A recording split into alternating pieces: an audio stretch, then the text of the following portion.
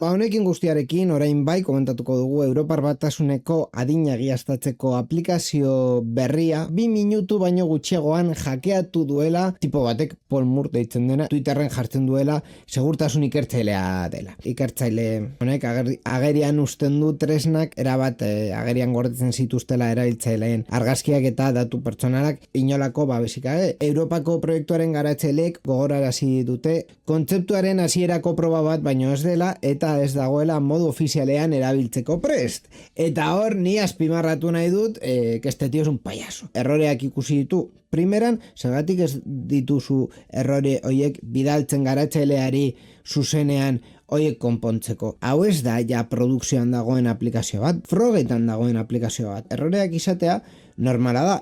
Hau argitaratzea esan eske segaizki dagoen aplikazio, ja bueno, eske ez dago ez da argitaratuta, ez dago aplikazio dendetan. Orduan, lasai pizkat, Tiponen meritua ez dela ezer, da bukatu gabeko aplikazioak hartzea eta esatea, gaizki dago, claro, ja bukatzen dudanean ez da, lerroburua da estupendo eta fenomenal, baino, en fin.